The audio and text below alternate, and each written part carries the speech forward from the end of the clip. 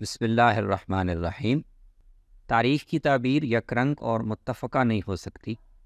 اس میں ہمیشہ اختلاف کی گنجائش ہوتی ہے،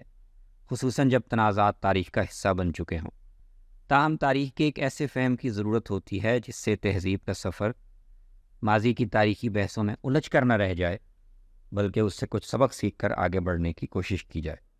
نبی صلی اللہ علیہ وسلم نے ذریت اسماعیل کو دیے گئے سیاسی اقتدار کی قیادت کے لیے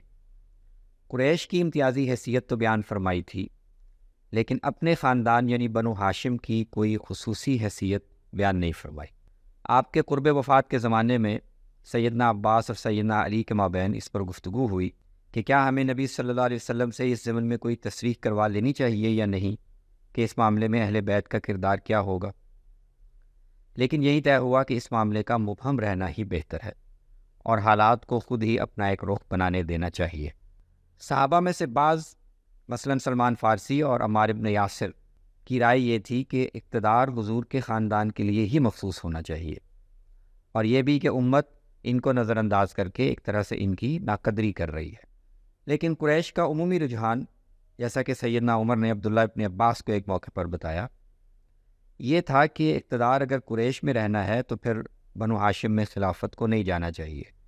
کیونکہ ایک ہی خاندان میں نبوت اور خلافت دونوں کے جمع ہو جانے سے سیادت غیر معمولی طور پر ایک ہی جگہ مرتکز ہو جائے گی۔ اب دیکھنا یہ چاہیے کہ اس صورتحال کو اہل بیت کرام نے کیسے دیکھا اور اپنے لیے کیا لائحہ عمل متعین کیا۔ اسی اسوے میں ہمارے لیے رہنمائی ہے اور اسی پر توجہ مرکوز کرنے کی ضرورت ہے۔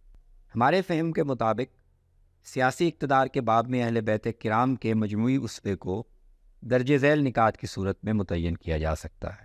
نمبر 1، اگر امت کی سیاسی عصبیت کی تائید حاصل نہ ہو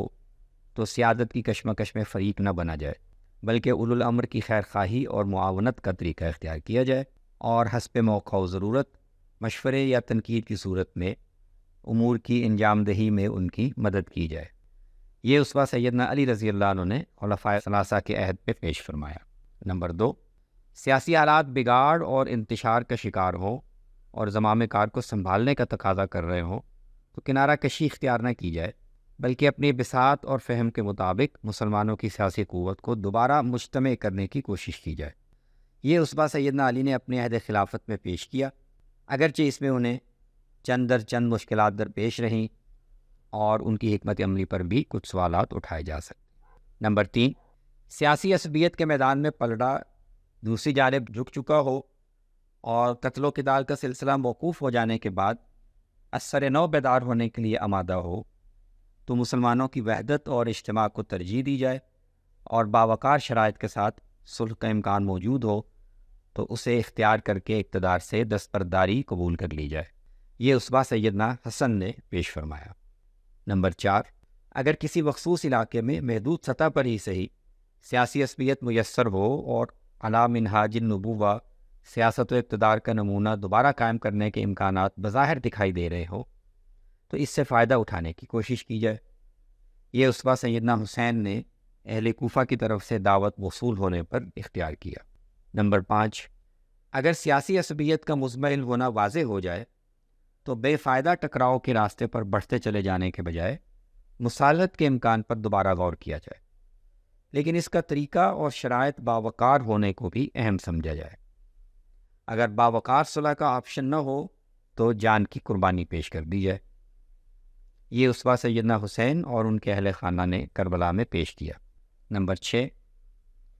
سیاسی عصبیت کے امکانات محدود تر ہو جائیں اور ایسی کسی بھی کوشش کا امت کے افتراق کو بڑھانے پر منتج ہونا یقینی ہو